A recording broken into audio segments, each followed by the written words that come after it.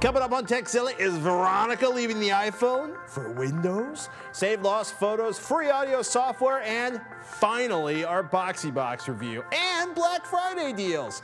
So boil up some ramen and don't go light on the hot pepper, because Tekzilla starts now.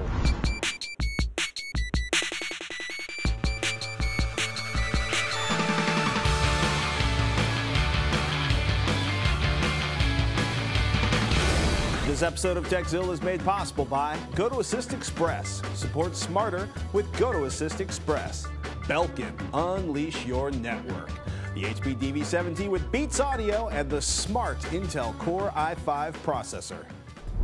I'm Patrick Norton. I'm Veronica Belmont. Welcome to Tekzilla, hands-on review of the latest tech and how to make the most out of the gear you've already got. Yes, whether you're a beginner or tech support for your friends and family, if you've got a question about tech or what part of the cow lengua comes from, we've got an answer for you. Oh no, now I'm like, is that brains or tongue or like, it's the tongue? Great, that's going to be an animated GIF. And if we don't know, we'll track down someone like Veronica who knows where to find the best in lengua tacos. Yes, but we've got some exciting news for everybody. Tekzilla is growing. No, we're not going to deliver a 2-hour show every week. We're bursting at the seams trying to fit in all this amazing content into a single show. So we're going to do 2 full episodes of Tekzilla each week.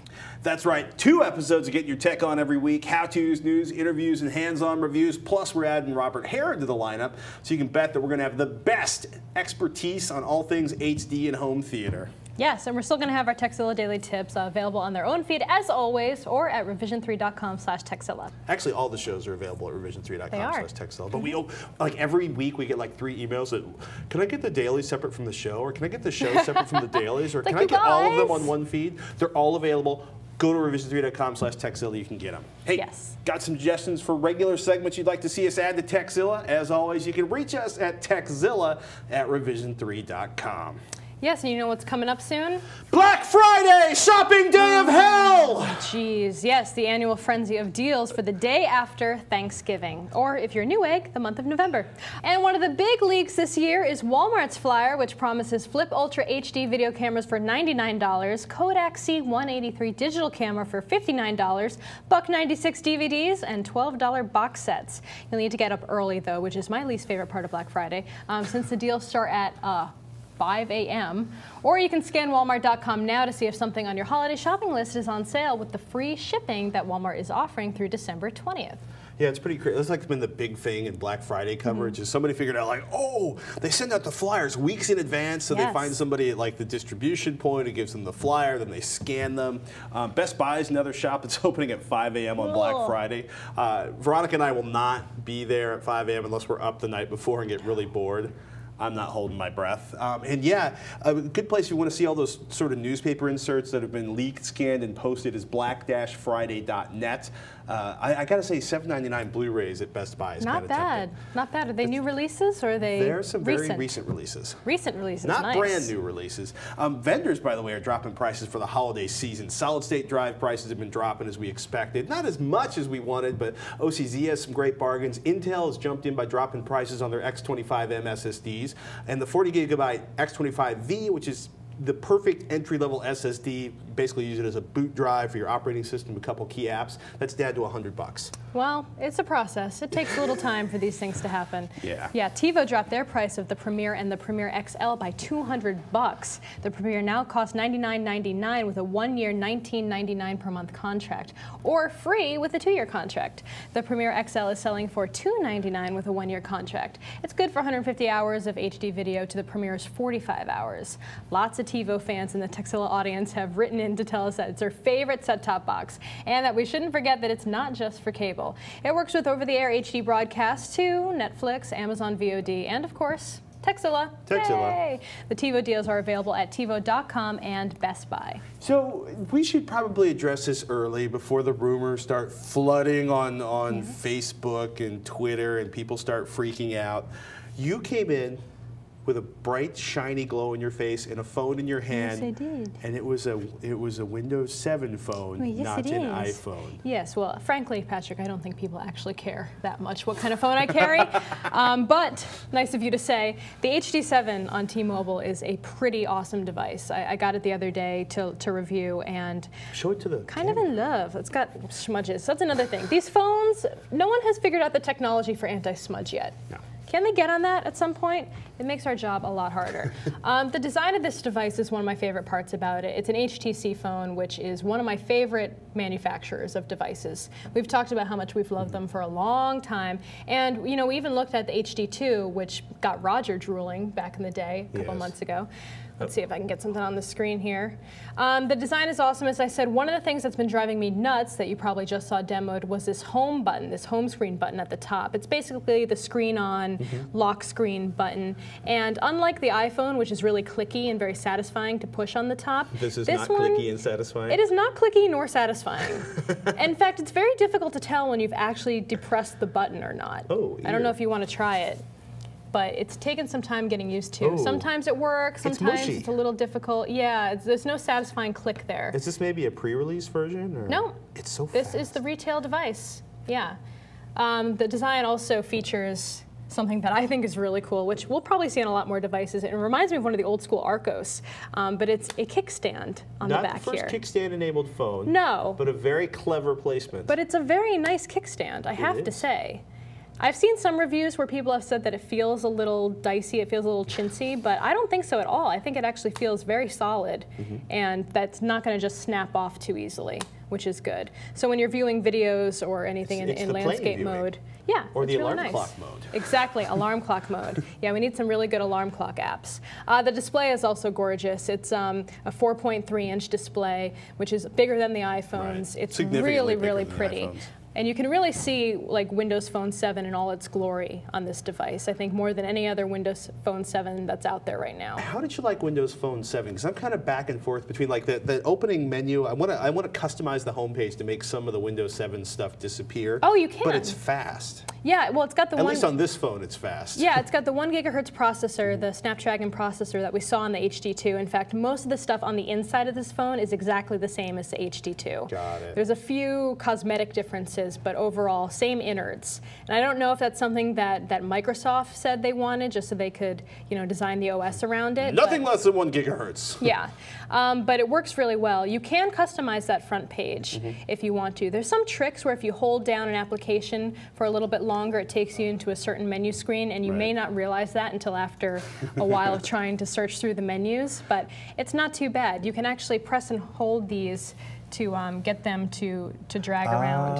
You can see that. The power button obviously is driving you nuts. Anything else about it? How's the battery life? I mean, is the battery life better or worse than some of the other Snapdragon You know, I need to devices test it a little bit more for the battery life. I think it's pretty good. It's been tested on other sites as being relatively decent. I haven't discovered it on my own yet because I've only been using it for a couple of days, so I need to really kind of put it through the gauntlet in that regard.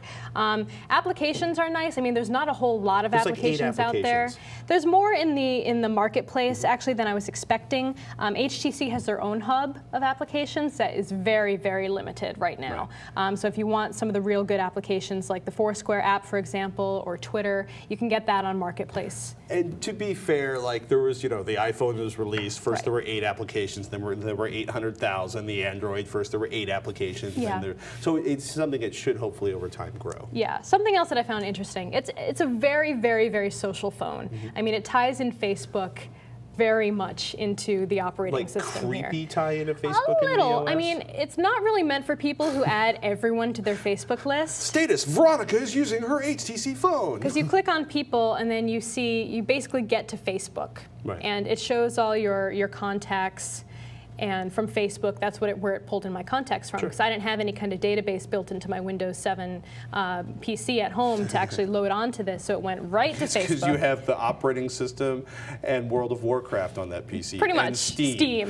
You kind of hit the nail on the head there. I had to install Zune Marketplace for the first time on that computer at home to actually get media on here. And I forgot how much I actually do really like the Zune software. I like the Zune Player. I like the Zune software. It's a really easy easy like process of getting podcasts and audio visually, on there. It's very engaging. Yeah, too. it's just a really pretty piece of software to use. And it works well. I mean, if you want to add stuff to the phone, you just drag and drop it right into the device and it syncs it automatically. Well, you don't have to go to like iTunes and launch iTunes and go into like the phone thing and then go over to a tab over here and like select and deselect. The phone and just kind of sits on the bottom. It shows up, it shows the HD7 on the bottom, and then you just drag and drop it. So you could do that with an iPhone if you're manually like handling your music and stuff on there. I just find like like the worst part of the iPhone to me is the iTunes interface half the time. Yeah. Overall, I think this is a 2 thumbs up device in my opinion. I really, really enjoy it. I don't know if I'm going to be switching out anytime soon, but if you're looking for an alternative to an iPhone this holiday season, if you're getting a phone for the first time, and you don't want to go with Android, and you don't want to deal with AT&T, this is a fantastic device. I love T-Mobile, by the way. If you guys out there have any more specific questions about the phone that you want to ask me, just hit me up at Texilla@revision3.com. I need some more time to kind of look over the device and bond with it. You've bonded pretty tightly with it. We've bonded. Of course, by next week you could have, It was like a little egg that hatched, and it was the first thing I saw, and then it fell in love with me, and now we're like a bonded pair.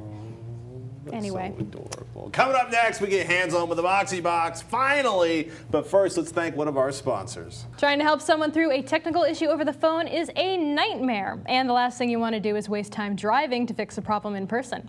I have the perfect solution for you. Go to Assist Express. It's the easiest and most affordable way to remotely view and control another computer. You can see and solve the problem without being there in person, and you'll amaze your customers by solving problems right on the spot.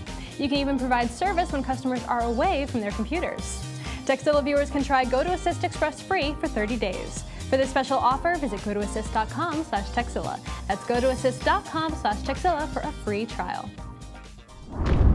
At $200, it's twice the cost of an Apple TV or a top-of-the-line Roku box, but still $100 less than the Review Google TV box from Logitech. The Boxy Box from D-Link is finally here. You've had some hands-on time with the funky shape box this week, no? That's one of the immediate reactions people have is they're kind of like, what is going on? See, this is a cube, and there's some term that people who understand math. I actually like it too. There's the bright green bottom with the Boxy Box by D-Link logo. So if you're into fashionable colors, this will either strike you as fashionable or horrifying. Little LCD lets you know when the Boxy operating system is open, and a full complement of ports. Big surprise, USB, SD card slot, which is actually surprisingly useful, optical output, left and right analog output, which is great for older HD TVs, and of course an HDMI output, 802.11 and Ethernet. And here's the thing, right? It's a cousin to the free software download for Macs and PCs. Boxy Box by D-Link was supposed to ship a lot earlier this year, but they switched to Intel's Atom CPU because the original NVIDIA processor that was spec'd for this was an epic fail involving certain types of 1080p video. Had delayed it until last week. Oddly enough, that didn't give Boxy and D-Link enough time to get Netflix, Vudu, or Hulu Plus up and running, though frankly Hulu Plus is kind of a mirage on the horizon for anything other than a home theater PC right now. But Netflix is everywhere. I know, that was kind of something I was really hoping for, because that is like the de facto app that basically every home theater device should have at this point. I don't know who it was who said this, maybe like All Things D or TechCrunch or Engadget, but they were like, Netflix is the real winner right now in terms of set-top boxes because it's everywhere. So I found it frustrating not having a streaming movie option on tap when I opened up the box. Boxy promises Netflix will be out by the end of the year, and Vudu, which is my favorite online streaming system, in 3 to 4 weeks. Not cheap, but they do 1080p video and fantastic surround sound. So that's Vudu. I'm pretty excited to see, but it's still going to be about a month out. And what about Hulu Plus? Hulu Plus is kind of like the Roku. Roku's, Hulu Plus wants to be everywhere, but if you call up Hulu and ask them for a ship date, they're like, when it's done. So there's no ETA on that, and that has less to do with Boxy and Roku than it does with Hulu, I think. Did they decide to drop it down to $4.99 instead of $9.99 for Hulu Plus? I heard something about that. I wonder if that would make it... Supposedly Hulu Plus prices are dropping as I quietly turn the Boxy Box back on after touching the power buttons back here, and it kind of is... it does blend in with the rest of the box, doesn't it? Normally, though, I think this is going to be up on your media pile of things sitting on top, and it's probably going to be really hard to hit that box by accident. So that's kind of frustrating, right? So is the way it plays a lot of series. Let's actually take a look at the basic Boxy interface you're looking at right now, and I go into shows, which I've pre-selected. Here's the most popular shows. If you go into South Park, it'll pre-roll an ad. South Park automatically goes into full screen, which you're looking at right now. It's streaming. It looks pretty gorgeous. But let's go to The Daily Show, right? So let's go to November 9, 2010, Harrison Ford. Comedy Central and AdCast seem to be pretty much the same first, I should say FanCast, it's the Comcast deal, but going to Comedy Central. And check this out. It's loading. It's one of the downsides of internet-delivered television when you're streaming it. You can't pre-download this. Oh, look at that. It's the Comedy Central webpage.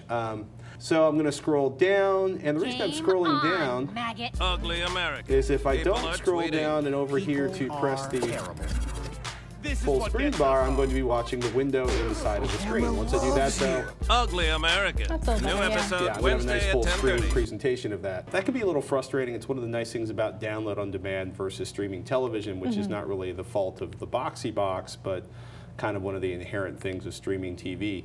So here's the thing. The remote control, by the way, I got to say, kind of has issues. I love the idea of having the keyboard on the back side, right? So the main control on one side, you've got I should hold it right side up, which is actually something I've had a lot of problems with, picking it up the wrong way. So you've got the menuing button, the play button, the navigation and thumb button in the middle there. I love the keyboard on one side, main control on the other. But when you're holding it, to use the keyboard, and a lot of people have been having this problem.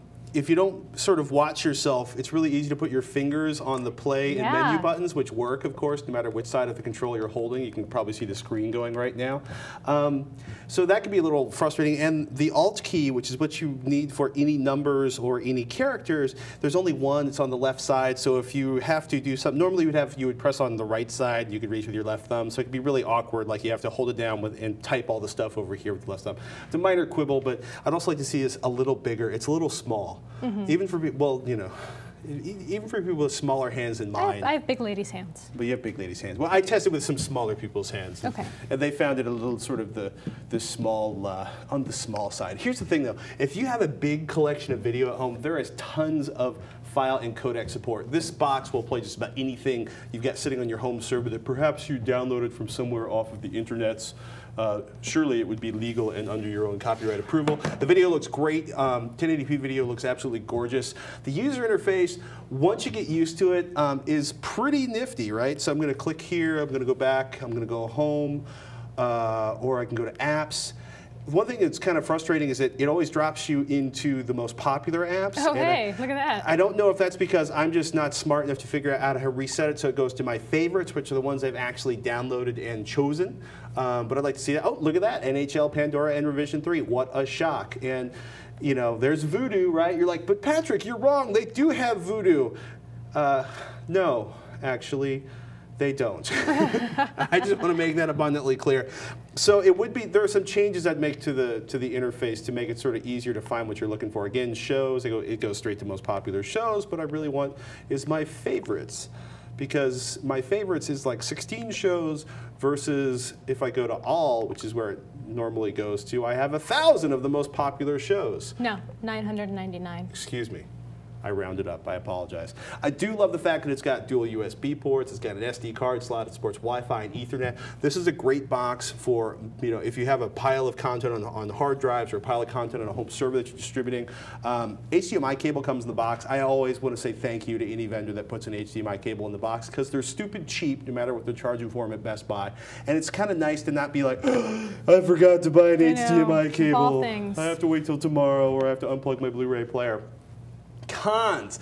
Where's Netflix, Vudu, and Hulu? Okay, Hulu is a mirage that we're waiting for on the set-top boxes. Netflix is 3 to 4 weeks, Vudu by the end of the month. Or excuse me, Netflix by end of the year, Vudu hopefully by the end of the month, 3-4 weeks. The remote, I think it has issues. You know, and I don't think they're going away with time. The keyboard can be really frustrating. The one shift key on the left side makes numbers and stuff interesting, especially if you're trying to search titles and stuff. I just find it kind of awkward to have one shift key. Excuse me, alt key. Where do you see this in the grand scheme of set-top boxes? I'm thinking a lot about Blu-ray players and built-in streaming these days, and per Robert Heron, HDTVs, basically turning into home theater PC HDTVs, because especially by this time next year, the computers available to stuff inside of HDTVs are going to be much more powerful, and a lot of the internet streaming services are going to be built in. And rumor has it, Boxee Plex, I think, has been adopted by LG. I suspect Boxee is going to be adopted as sort of the main interface for controlling HDTV content by some of the vendors. Google TV, really more for folks with DVRs at home and deep pockets. It feels very beta also. I would like, Google TV, I think, needs a beta label in the corner. if Gmail can be in beta for like 92 years. I read somewhere that someone said, you know, Google TV is the only Google product that actually needs the beta label that doesn't have it. Yeah. I completely agree with that one. Roku XDS, it's a bargain. 1080p video is great if you've got a good quality network feeling it. The interface really requires patience to navigate, especially if you had lots of channels. Sit there going boink, boink, boink, boink, boink as the channels go by left and right. And there's no easy way to play content you have in your home server. It's great for Netflix, Amazon. Can't wait to see Hulu Plus integrated on that. The Apple TV, totally non-tech person friendly interface. Everybody I know, they pick it up, there's like one button on the remote, they got it. Netflix Watch Instantly is integrated on that, just like it is on the Roku. There's lots of content for purchase through iTunes and seasonal subscriptions if you want to purchase it on iTunes on your computer that feeds your Apple TV. There's pretty narrow options for content you have stored on your home server. Basically, if it won't work in iTunes or on your iPad or on your iPhone, it ain't going to work on the Apple TV. Boxee Box, great for large collections of locally stored video and audio. It's missing the streaming movie partners. So seriously, it needs Netflix. I want to see Vudu and Hulu Plus. I can't wait to see implemented on all of the set-top boxes. Yeah. And then the one to rule them all would probably be the home theater PC at this point. I think so too. It's something not in usability, just in featureness. I think on our next episode, Robert Heron's going to show off. He's got his Ceton tuner finally came in, so he's doing like 4 channels of simultaneous capture on the home theater PC. He's pretty obsessed with home theater PCs as really being, if you want to have everything running, that's kind of the easiest way to get it. Yeah. So. And don't forget to check out the set-top box list that I've made. It was temporarily stolen away from me. What happened? Terrifyingly. I went to go check it one day, and someone had taken, I forgot to set like admin control so that people couldn't make themselves the admin and then demote me. Fix that, so now it's good. They were nice enough to give me privileges back, and so everything is as it was. Because nothing says home visit like somebody stealing Veronica's set-top box list. I bet you and then I tweeted about it. And then the fear and the shame set in. My own stupid fault, though. I should have set the admin password earlier, or at least not let other people become the admin. Let that be a warning. Should you create a publicly accessible document, make sure you and only you have total admin control. Still to come, our picks for the best free audio editors. But before we move on, we'd like to thank Belkin's Play wireless router. It's going to give you the high-speed performance you need for today's networked home. For example, networked video toys. How fast? Fast enough to stream HD videos seamlessly to all your devices anywhere in your home. But the Play does more than just connect them to your devices, it makes them better. Game systems turn into media players. Hard drives become wireless servers, and you can print without wires. Heck, with the Play's Torrent app, you can even finish up a download after your PC's turned off or removed. How's that for convenience? And with dual plane antennas and MIMO technology, you can get 3-dimensional whole home coverage for consistent signal, even through walls and floors. Do yourself a favor. Visit Belkin.com/unleash to learn more about the latest generation of Belkin routers. Looks like it's time for another website we just can't get enough of. A website that we just can't stay away from because it's too useful, too funny, or just too darn irresistible. This week's pick, In the Mo. If you're looking for a new way to share your favorite hangouts, restaurants, bars, or even things to eat, check out In the Mo. This site has been building up a database of the coolest spots in cities all over the world, and you can view or create a city guide of your very own. First, get started by rating some locations near you. You can use the handy rating wheel to define just how much you'd like a spot, whether it's 100% and perfect for you, or 0%, just forget it. The more you rate places, the smarter the results engine will become. You'll start seeing places pop up that are tailored for your interests and tastes. Once you've done some reviewing, you can make a guide. I created one of my favorite pizza spots in the city, but you can even make a list of your favorite dishes in a particular restaurant if you prefer. But it's not just for foodies either. You can add TV shows, music, songs, books, whatever is floating your boat, you can share it with the community. If you rank and review enough things, you'll earn points and become an expert in your city. There's way more to the site than I could possibly explain in this short segment, so show off what a tastemaker you are and visit In the Mo today. Following segment on free audio editors is brought to you by the HP DV7T with Beats Audio, powered by the smart Intel Core i5 processor. Yes, Dr. Dre himself, in the form of Beats Audio, has fine-tuned this HP DV7T and other HP notebooks, from netbooks to full-on Core i7 desktop replacements for amazing audio with custom processing you can turn on and off at the click of an F key. Veronica, let us do our sponsored musical segment, free audio editing software. Yes, well, a lot of free audio editing software that you can download is actually just a free trial, except for Audacity. It's free, it's open source, multi-platform, multi-track audio editing tool, which I use constantly. You may be the one person who uses it more than I do. Really? Yes. What do you use it for? You know, in the distant past, I did multi-track audio editing and mastering. Thank you very much. Well. Back when I was young and full of life, like you. But they didn't have Audacity back then. What are you using Actually, it for now? they've had Audacity for several years. I still play around with old file formats. I use it to tweak around stuff when I'm mixing it, editing audio tracks Fancy for my pants. upcoming movie that I'm shooting on my Kodak. Are you, 1080p camera. you're making all of this up right now, No, aren't I'm you? making up that last part up just Okay. to tease you.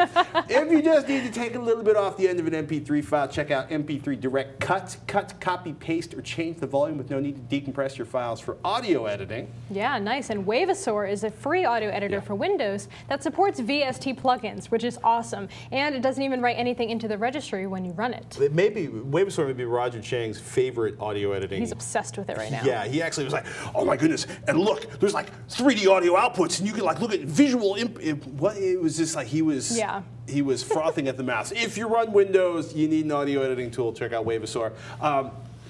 Traverso, DAW, Digital Audio Workshop. Traverso, I hope it's Traverso, is an open source cousin to Audacity. It's built around a very super clean, minimalized interface. I want to spend some quality time playing around with its real-time audio processing. If you're more into iCandy and you run Linux or OS X only, check out Ardour Digital Audio Workstation, which has like the whole, virtual pots, so you can pretend you're sitting at a 242,000 channel board and mix individual levels for multi-tracks and stuff. Yeah, and while it's not technically an audio editing tool, if you're looking for awesome ripping and encoding for your CD collection, check out DB Power Amp, which is one of our favorites, and we recommend all the time. Yeah, when we had a bunch of, it's sort of in the wake of the Rip Monster 3000, we had a lot of people who were like, what should I be using to create my audio files?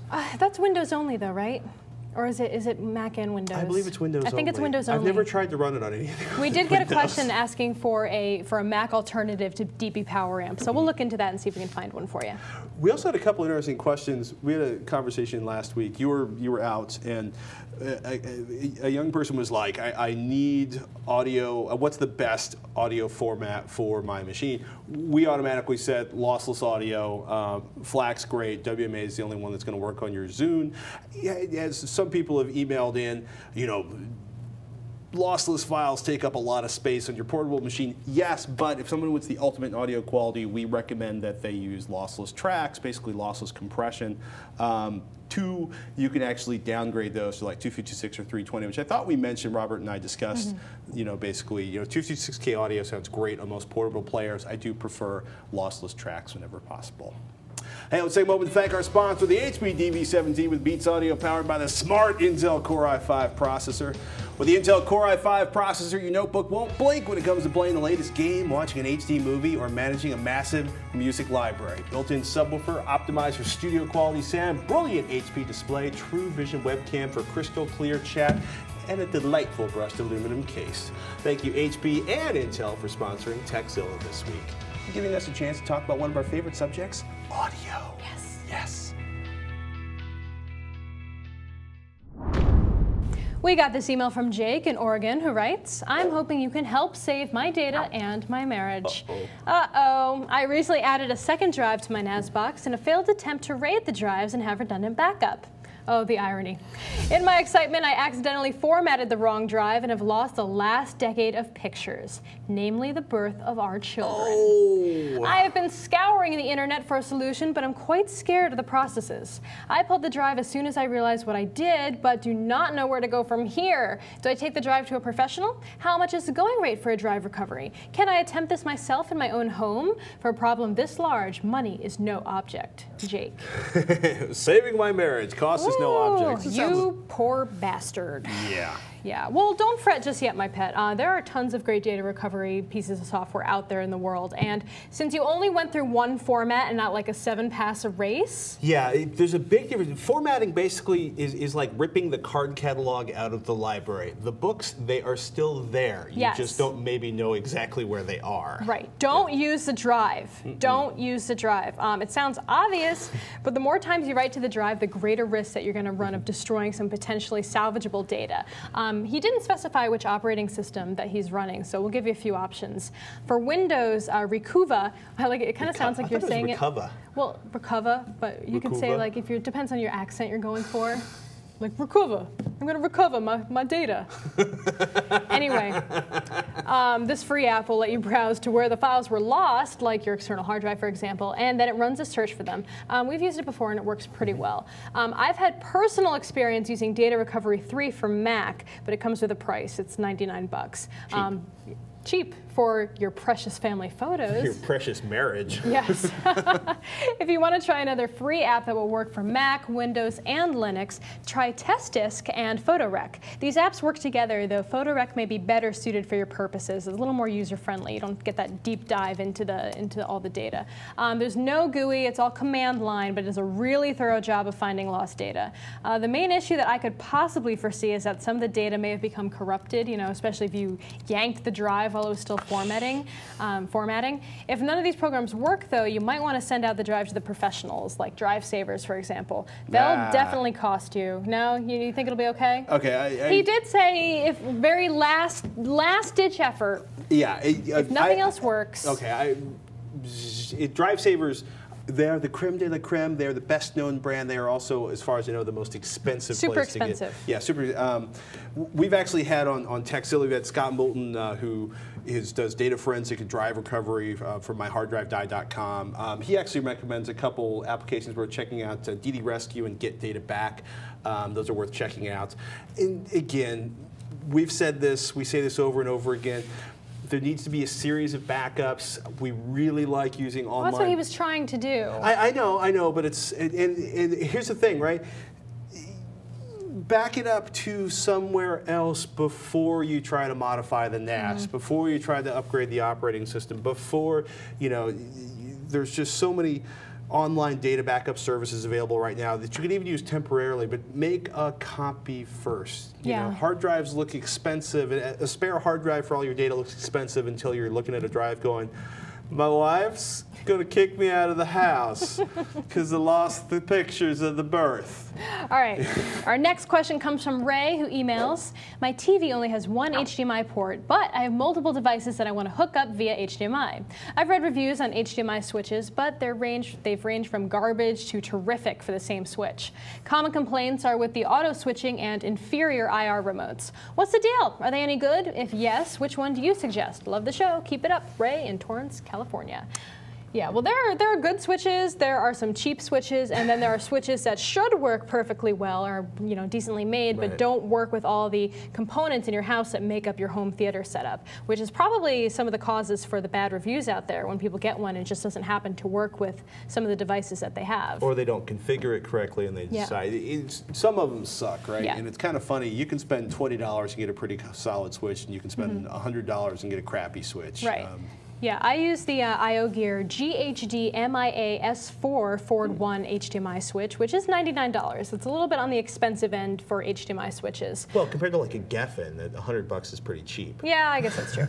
We need all the ports that we can get, though. It can occasionally be a little finicky, but overall, after we set it up to work with our Harmony One remote, things have gone relatively smoothly. I had, until I got my receiver, which has like umpteen inputs, HDMI inputs on the back, and that kind of solved all my input problems. That's nice. Because it's kind of funny, right? If you bought an HDTV 2 years ago, you probably got 1 or 2 HDMI ports at max. Same thing for a receiver these days. 4 to 6 ports is pretty normal. Oppo made a fantastic HDMI switch, but they discontinued about a year ago. Oh, bummer. Well, maybe you can still find it somewhere. If you happen to see one on Craigslist or on eBay for a good price, and if you get it on eBay, make sure you can return it if it doesn't work. Yeah, Monoprice has a few too, and they're on the less expensive side, but I have heard some complaints that they don't work very well with Blu-ray players sometimes. sometimes. So basically what I recommend is, pick one with all the inputs that you need, check the reviews like you've been doing, and then order it, but make sure that it has a decent return policy, because you're going to want to make sure it works with all your devices. You want to make sure it fits in with everything you've got in your home theater, and that way you can return it if it does not. And switching HDMI is non-trivial, because you basically, you're not just switching an electrical signal, you're also basically handling the HDCP, the security handoff between the different channels, and that makes HDMI switches much more because you think like, oh, I'm switching, a USB channel, or I'm switching. There's a lot more to process in that situation. All right, well, finally, Daniel emails this request asking, I have a dilemma and I was hoping you could help me. Ever since I got my iPod 2 years ago, I've gone through about 5 pairs of earbuds because I just cannot seem to keep one pair for more than a few months. They always break on me or stop functioning. I tried Skullcandy earbuds thinking that they were pretty strong, but all 3 pairs broke and had to get replacements provided by the company. Do you have a suggestion for an almost indestructible pair of earbuds between $25 and $75? Oh boy, all right, well, let's put this one out to the viewers. Have you guys battered a pair of earbuds and seen them survive? What do you recommend? The only earbuds that have been able to take my battering were my Shure SE530s, and those are definitely not in your price range, but they have lasted the test of time. I've had them for like a year and a half with no fraying cables, no separation at the earbud itself. They're high quality, that's what you get, I guess. In the last like 5 or 8 years, outside of a terrible incident involving a pair of Etymotics and a car door, I have never actually managed to trash a pair of earbuds. Oh, I went through 2 pairs of Ultimate ears. Do you sleep in them? No, I just wear them on like the train and stuff. Do you yank them out? No. You pull them out by the device itself? Yeah, and they fray at the bottom. It was ridiculous. Seriously, if you're the kind of person that trashes earbuds or headsets and you found one that lives on, do us a favor, email us, techzilla@revision3.com. Now, we got something a little more serious for you. Clean water is one of the scarcest resources in the world. Contaminated water is the cause of 80% of diseases, and it kills more people per year than war. And nearly 1 billion people, 1 in 8, don't have access to clean water. That's why we've partnered with Charity Water. They're a tech-savvy group dedicated to helping to bring clean water to communities in need around the globe. Leveraging technology and social media, they've raised awareness for the need of clean water, and they donate 100% of the money raised to actual clean water projects like well building. For now, through the end of the year, each show in Revision 3 will be reaching out to you, our viewers, to help raise money to build wells. Techzilla has created a group page where you can donate whatever you can afford. It takes $5,000 to build a well that will provide clean water to an entire village, and we want to help as many people as possible. The website will tell you everything you can do, but there are a ton of creative ways to get involved. Donate your birthday, pledge to run a marathon, or even shave your head. Every little bit helps, and thanks to Charity Water, you'll know exactly where your money is going. We'll update you more in the coming months, but for now, go to revision3.com/charitywater to learn more. For everybody watching, we live on your questions, so email us, techzilla@revision3.com. Tech help, product reviews, how-tos, you ask us, we'll do it, but we need those emails, so don't be shy. Send them into techzilla@revision3.com. Even better, send us in a video question. Think of all the fun you can have and the admiration of all your friends and family when they see your mug on our show. Just keep it to 15 seconds, upload it to YouTube, and send us a link in an email with video question in the subject line. And as always, you can find us on Facebook at facebook.com/Techzilla. Thank you guys so much for watching. I'm Patrick Norton. I'm Veronica Belmont. Until next time, you've been watching Techzilla.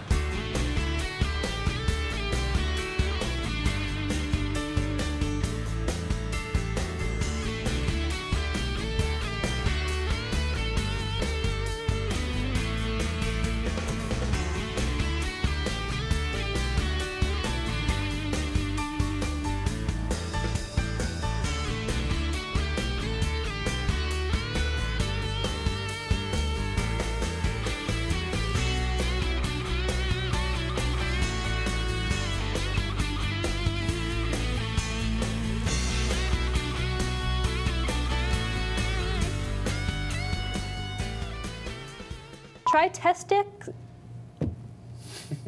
Would like to keep that last moment out of the final edit, please. Sorry. I always want to read that out. Testic. I'm laughing. Okay.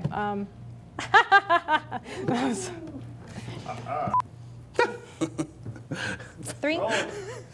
Hold on, I'm gonna stop laughing because I've been envisioning Roger flipping somebody off as he drives by the little old lady trying to change her tire on Sunday morning in the rain. They are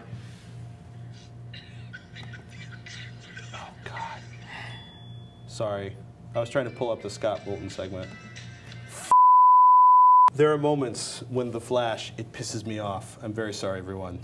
And they fray at the bottom. It was ridiculous. So maybe you have really abrasive skin. Are you a lizard, Veronica? I'm a lizard person.